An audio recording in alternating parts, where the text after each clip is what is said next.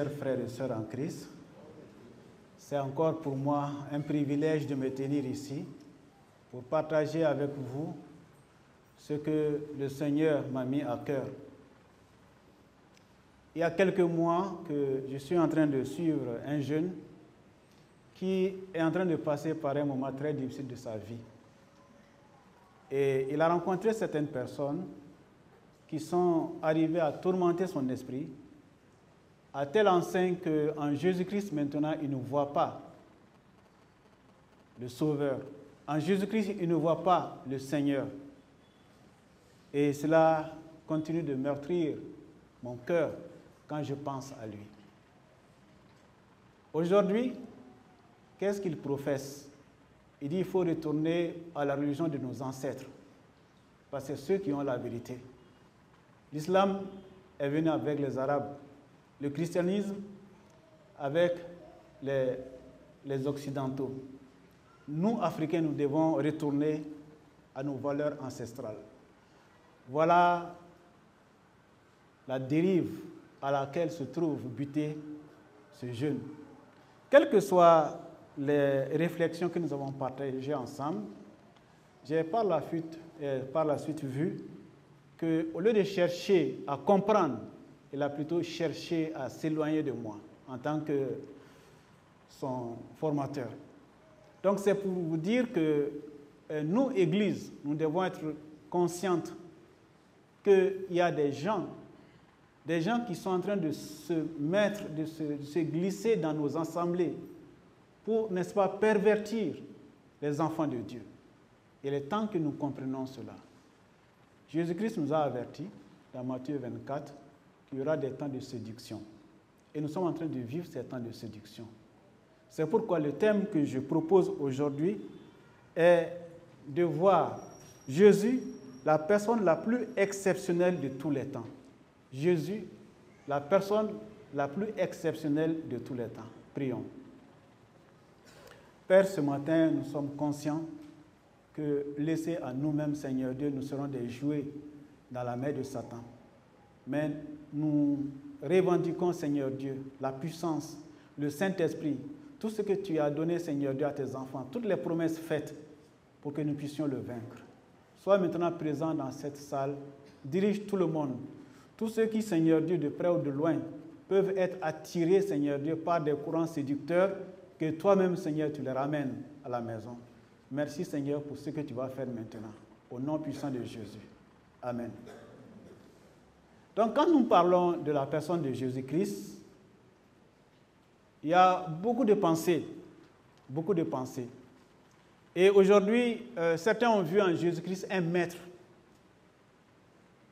maître penseur. Certains ont vu en Jésus-Christ un gourou. Certains ont vu en Jésus-Christ un prophète. Il y a tellement de choses qu'on dit à propos de Jésus-Christ. Mais ce que je voudrais que nous puissions voir, c'est que la personne de Jésus-Christ est une personne exceptionnelle. Dieu a voulu que Jésus-Christ soit exceptionnel pour que le monde comprenne que c'est la personne qu'il faut suivre. Mais aujourd'hui, nous avons beaucoup de penseurs, beaucoup de personnes qui essaient de pervertir les cœurs et qui amènent leur évangile. C'est pourquoi j'ai pensé qu'il était bien que nous puissions revenir encore à l'essentiel. Qui est Jésus-Christ? Aujourd'hui, nous allons examiner 9 choses, 9 faits qui font de Jésus un être exceptionnel.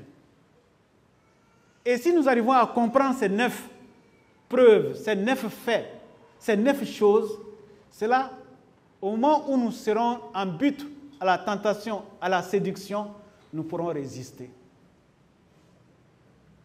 Donc, sans plus tarder, commençons à parler de ces faits.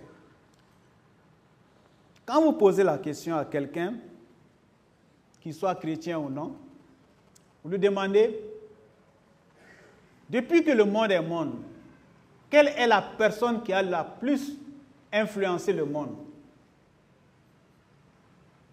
vous allez être étonné, quelle que soit sa religion, quel que soit son courant doctrinal, quel que soit ce qu'il pense, s'il a quelque peu étudié l'histoire et essayé de faire des recherches dans les faits, n'est-ce pas, qui sont devant lui, il pourra vous répondre que c'est Jésus de Nazareth.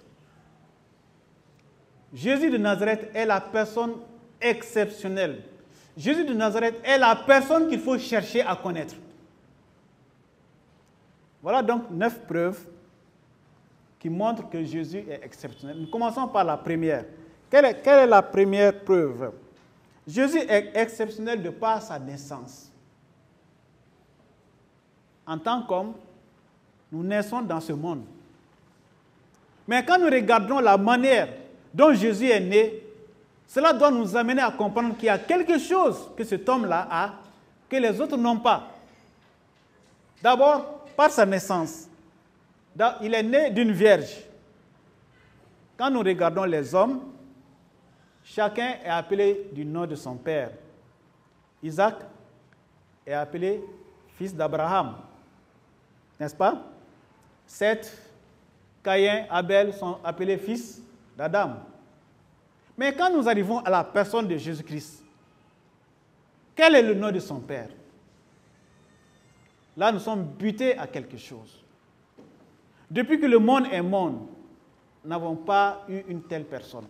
C'est pourquoi cela doit nous faire remonter jusqu'à Genèse chapitre 3, le verset 15. Il y avait là une promesse de Dieu. Quand l'homme et la femme ont chuté, Dieu a promis que la postérité de la femme va écraser la tête du serpent, mais que le serpent va le blesser au talon. En Jésus, cela s'est accompli.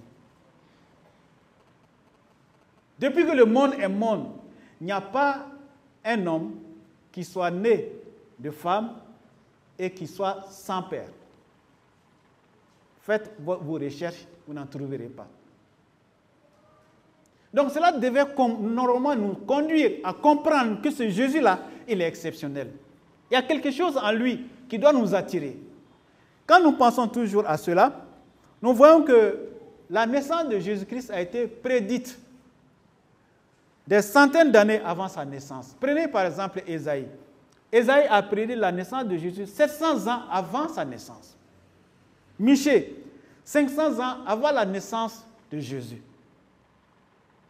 Alors, c'est pour vous dire qu'en réalité, la personne de Jésus-Christ échappe aux paramètres humains. C'est Dieu lui-même qui était à l'œuvre. C'est Dieu lui-même qui a envoyé Jésus. C'est Dieu lui-même qui s'est incarné. Jésus est exceptionnel parce que sa naissance a été annoncée. Quand Jésus est né, ce n'est pas le Père qui est parti, qui a... Ah, je vais appeler mes parents, Jésus est né. Non.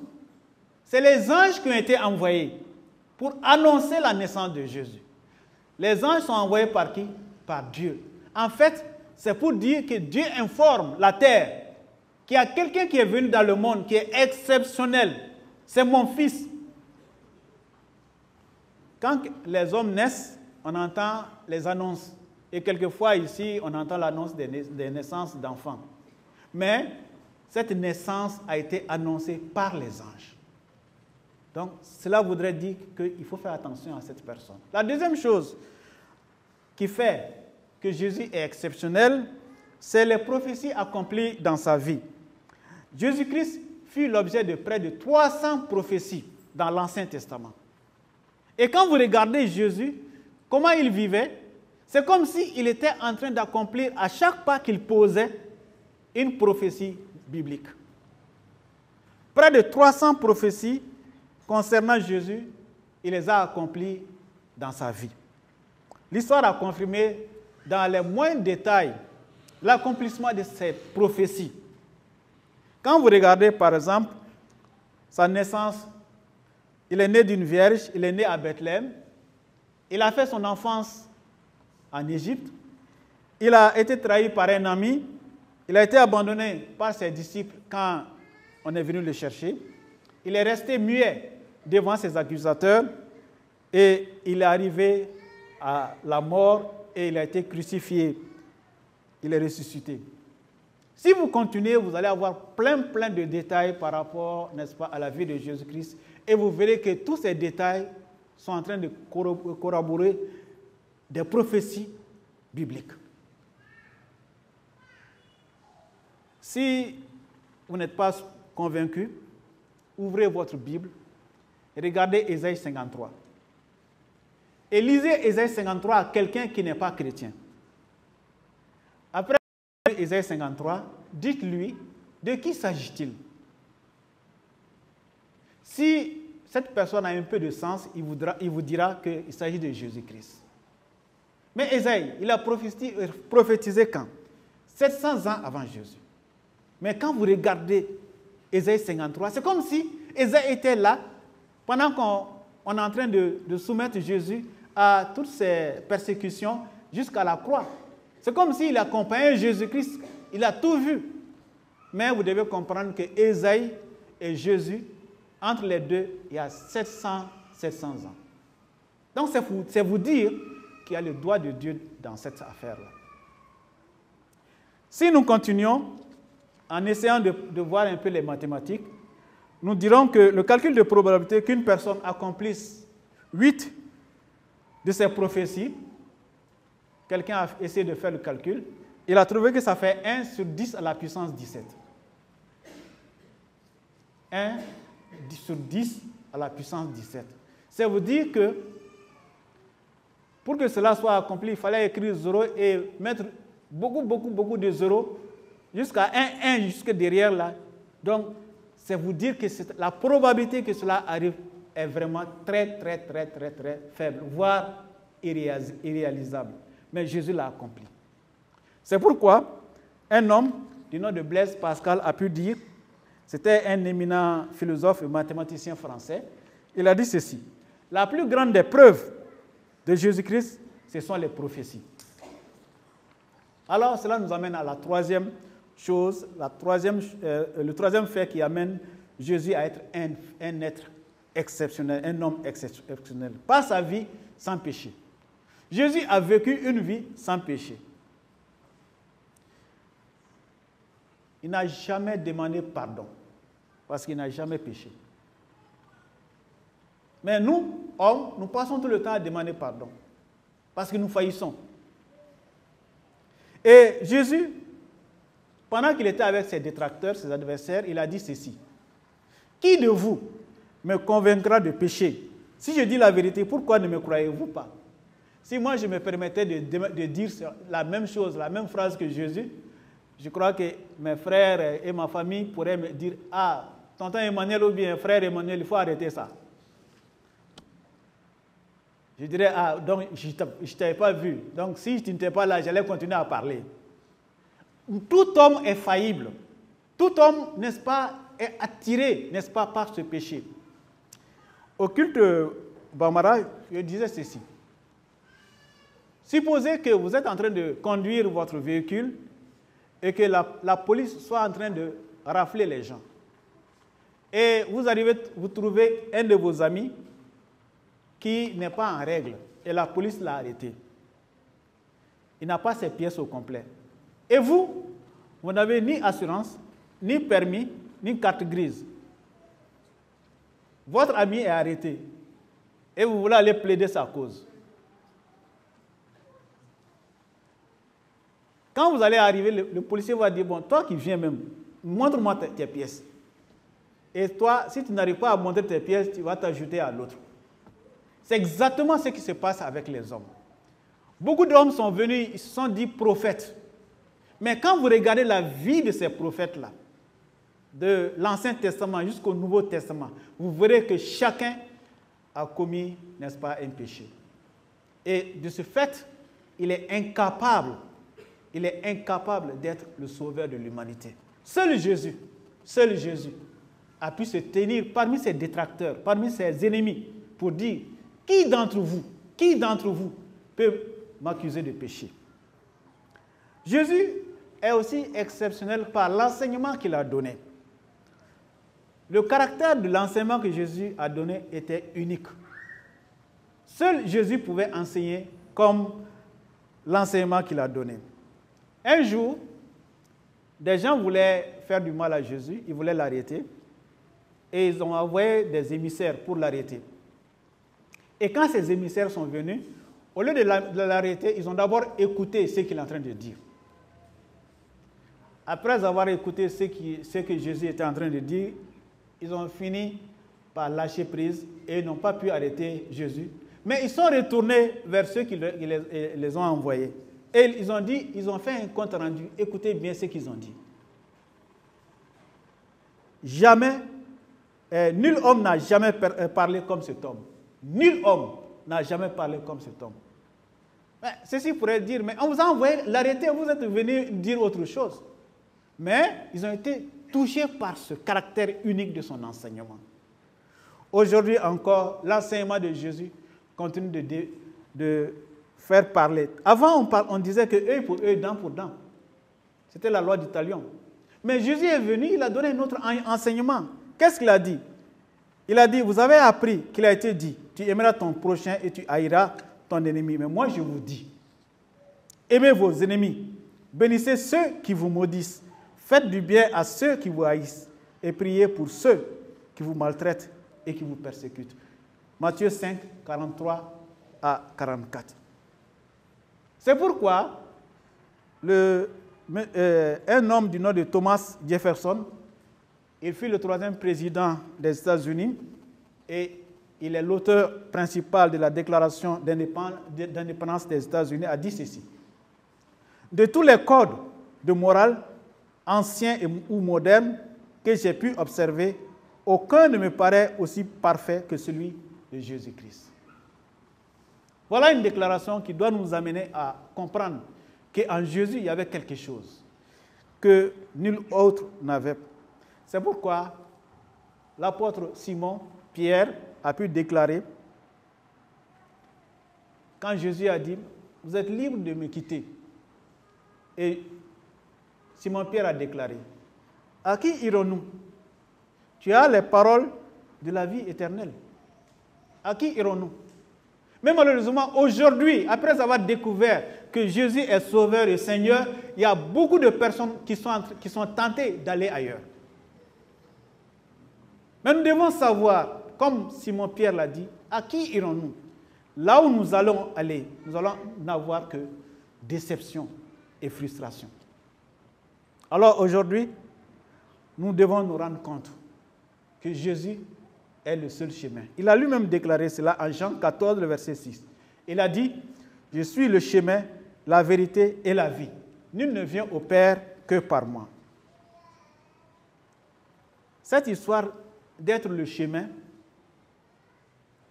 je l'ai compris quand j'ai eu, lors des vacances, j'étais encore élève, on était en vacances et puis on devait visiter les parents. Après avoir quitté une tante le matin, on devait à midi manger chez une cousine. Mais les villages étaient distants de près d'une vingtaine de kilomètres. Alors nous avons entrepris, c'était l'hivernage, nous avons commencé à faire notre voyage, tout contents, on chantait même. Mais à un moment, on a interrompu les chants, parce qu'on s'est rendu compte qu'il y a quelque chose qui s'est passé. On nous a dit que le chemin, normalement, dans une trentaine de minutes, on devait se retrouver chez la cousine. Mais nous avons fait 1 heure, on n'est pas encore arrivé. 2 heures, nous ne sommes pas encore arrivés. Le constat était qu'on s'était perdu. Alors on a commencé à demander notre route. On demande à certaines personnes, il dit, il faut passer par là. Quand tu vois un arbre là, il faut bien tourner à droite. Donc on nous a donné tellement d'indications qu'on s'est à la fin perdu. Mais le problème encore était qu'on ne pouvait même pas revenir là où on a quitté. Donc on était perdu pour perdu. Donc on est resté maintenant à demander notre chemin. Quand on voit un cultivateur, on s'approche, on demande, lui il commence à nous dire, il faut passer là-bas. Quand vous allez voir un chemin, vous passez le chemin là, et devant, vous allez voir un arbre mort, vous passez. Il donne tellement d'indications, mais à la fin on se rend compte, quand on prend ces descriptions, on commence à les mettre en pratique là, on se rend compte, on est perdu. Alors, nous sommes arrivés, nous avons vu un autre cultivateur. Et celui-ci, il était très, très absorbé par sa culture. Et nous avons dit, monsieur, vraiment, il faut nous aider, nous sommes perdus. Nous ne savons même plus retrouver notre route pour retourner là où on a quitté et nous ne pouvons même pas aller là où nous voulons aller. Il dit, bon, c'est simple, vous avez laissé la route sur plusieurs kilomètres. Maintenant, suivez-moi. Il a mis sa daba sur son cou et nous l'avons suivi. Ce n'était plus les routes, hein.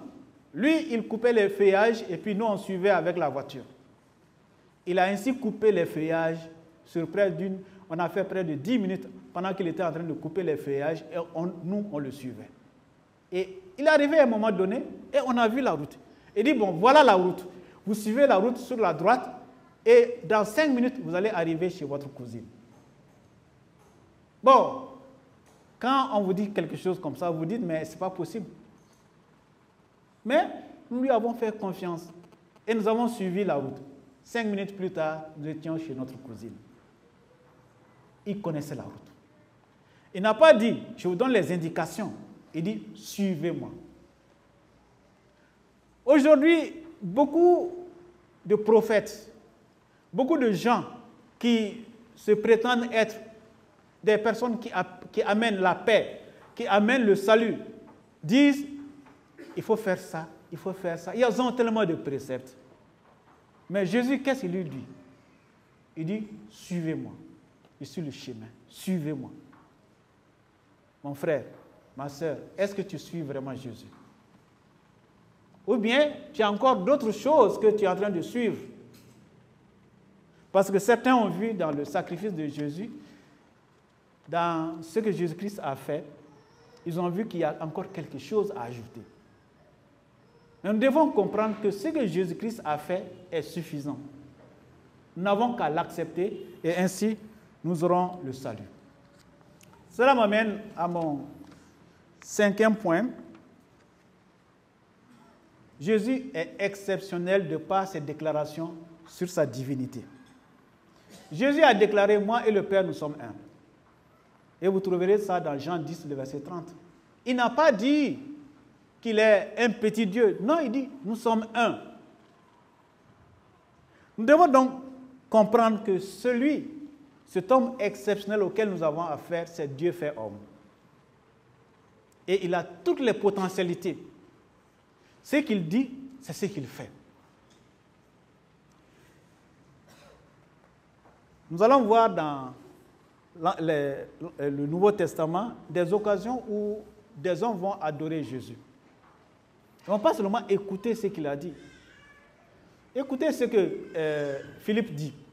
Quand Jésus-Christ va se présenter à ses disciples et que Philippe n'était pas là, mais quand Philippe va venir, Philippe va dire il a des doutes. Il avait dit ça à ses frères, à ses compagnons. Mais quand Jésus va se présenter, il va montrer les traces. Philippe vient. Regarde. C'est plutôt Thomas. Et il va montrer ces choses-là. Et Thomas va regarder. Mais après, quelle est la conclusion de Thomas? Mon Seigneur et mon Dieu. Voilà ce que Jésus attend de vous. Voilà ce que Dieu attend de chacun de nous. Nous devons réaliser que Jésus est plus qu'un prophète. Jésus, c'est Dieu fait homme. Jésus, c'est lui. Nous n'allons pas trouver quelqu'un d'autre. Il n'y a pas un autre Dieu. C'est Jésus. Donc, la 6e chose qui fait que Jésus est exceptionnel, ce sont ses miracles. Il a ouvert les yeux des aveugles, il a fait marcher des paralytiques, il a guéri des hommes nés aveugles, il a guéri les lépreux, il a ressuscité des morts, il a abaissé la tempête, il a chassé des démons. Je vous fais grâce, parce que si nous devons lire tout ça là, pas à pas, nous serons là jusqu'à 14 heures. Donc ne voulons pas trop vous retenir, je voudrais, n'est-ce pas, vous laisser. Donc si vous avez l'occasion de revoir ces textes-là, cela peut vous aider encore à raffermir votre foi sur la personne de Jésus-Christ. Quand vous regardez la manière aussi de guérir de Jésus, Jésus n'a jamais guéri au nom de Dieu. Je ne sais pas si vous avez fait attention. Jésus n'a jamais guéri au nom de Dieu, il guérit en son propre nom. Donc cela doit nous amener à comprendre que cette personne-là elle est unique. La septième chose que je voudrais évoquer ici, c'est que Jésus-Christ est aussi unique par sa mort pour les péchés des hommes.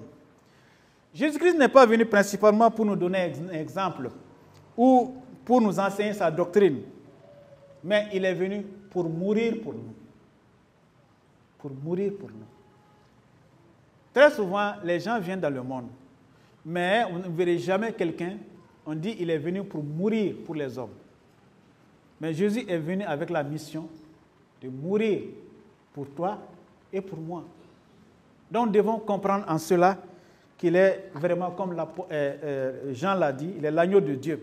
Dans Jean 1, le verset 29, il est dit, « Voici l'agneau de Dieu qui ôte le péché du monde. » La huitième chose qui amène Jésus-Christ à paraître à nos yeux, à être une personne exceptionnelle, c'est sa résurrection d'entre les morts. Non seulement il est mort, il a prédit cela, mais il est aussi ressuscité des morts.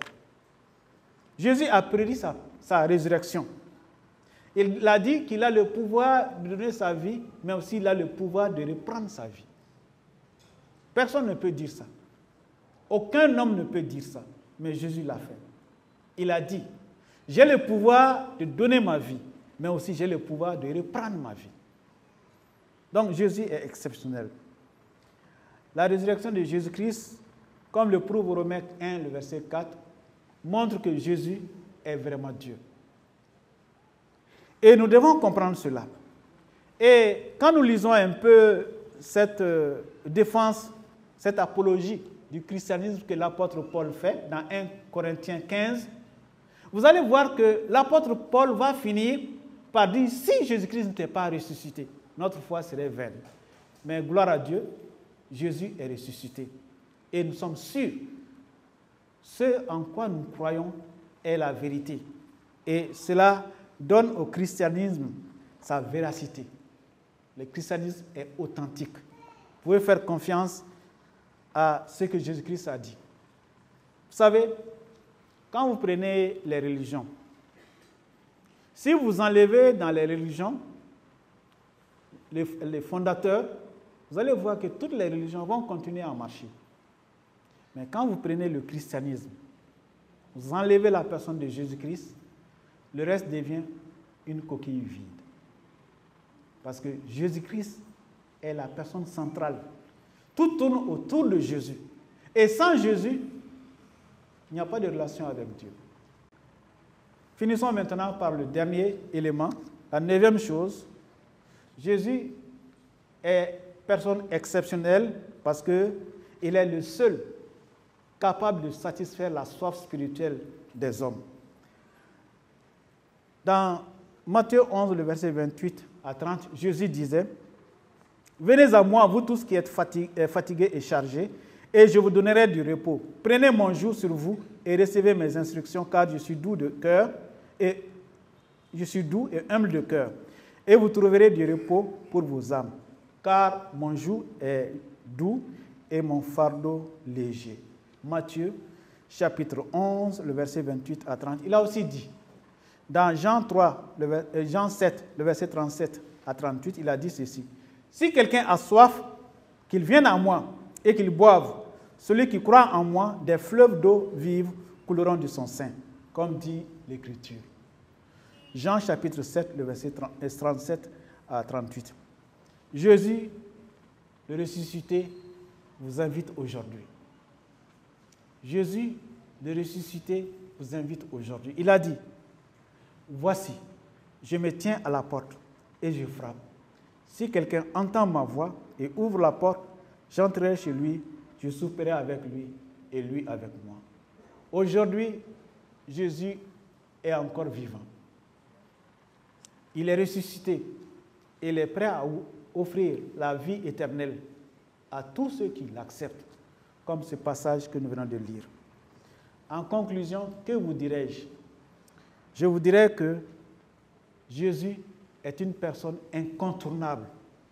Les 9 preuves que nous venons d'avancer doivent nous amener à avoir une vision plus claire de la personne de Jésus-Christ.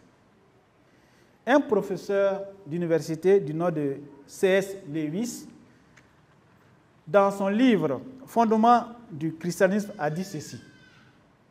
Je voudrais empêcher quiconque de prononcer cette phrase vraiment insensée qu'on avance souvent au sujet de Jésus. Je suis prêt à voir en Jésus un éminent maître de morale, mais je récuse sa prétention d'être Dieu. C'est la chose à ne pas dire. Un homme qui ne serait qu'un homme et qui tiendrait les propos que tenait Jésus ne serait pas un grand professeur de morale, ce serait soit un fou, tel un individu affirmant qu'il est un œuf poché, soit le démon des enfers.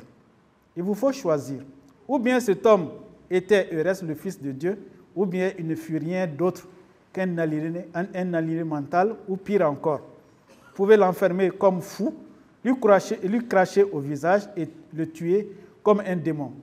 Ou au contraire, vous jeter à ses pieds et l'appeler Seigneur et Dieu. Mais ne vous laissez pas entraîner à favoriser ce non-sens, à savoir qu'il est un grand maître issu de l'humanité. Il ne nous a pas laissé cette possibilité. Il n'a pas eu cette intention. Fin de citation. Aujourd'hui, la personne de Jésus-Christ divise. Mais vous devez savoir que même si elle divise, vous devez avoir une idée claire, une foi claire en ce qui concerne Jésus-Christ. Que pensez-vous de Jésus-Christ? De votre réponse à cette question dépend à la fois votre bonheur ici-bas, mais aussi le lieu où vous passerez l'éternité. Jésus a posé de telles questions à ses disciples. Dans Matthieu 16, le verset 13 à 16, il est dit ceci. « Que dit-on que je suis, moi, le Fils de l'homme » Et les disciples ont répondu. Les uns disent que tu es Jean-Baptiste, les autres Élie, les autres disent Jérémie ou l'un des prophètes. Il dit, d'accord, j'ai compris leur réponse. Mais vous, que dites-vous que je suis? Simon-Pierre a répondu. Tu es le Christ, le Fils du Dieu vivant. Est-ce que nous sommes arrivés à cette même conclusion que l'apôtre Pierre? Jésus, le Fils de Dieu vivant. Mon frère, ma soeur, en essayant de comprendre, d'analyser ces 9 choses que je viens de vous énoncer, ces 9 preuves, nous devons arriver à une conclusion. Une conclusion qui doit nous amener à considérer 3 choses. Premièrement, Jésus est Dieu. Deuxièmement, Jésus est le sauveur de l'humanité. Et troisièmement, c'est Jésus qui jugera le monde. Alors, si nous comprenons cela, ne prenons pas le risque d'offenser notre juge avant de nous présenter à lui. Il y a quelqu'un qui a une telle mésaventure sur la terre. Voilà, il a été convoqué au tribunal et lui, il était tellement perturbé, il s'est présenté. Mais ce jour-là, il y avait beaucoup de monde devant la porte du tribunal. Et il a dû faire des coudes pour pouvoir entrer. Mais voilà qu'il y a quelqu'un qui était devant lui. Lui, il voulait passer et cette personne aussi voulait passer. Donc, il a dû bousculer cette personne-là et il a même fini par insulter cette personne-là. Donc, c'est très fâché qu'il est arrivé dans la salle d'audience. Il s'est assis. Mais voilà, quand on dit la cour entre et le juge s'assoit. Mais quand lui, il regarde le juge là, il dit, mais est-ce que je ne connais pas ce juge-là? Où est-ce que je l'ai rencontré? Il a commencé à réfléchir. Il est arrivé à une conclusion terrible.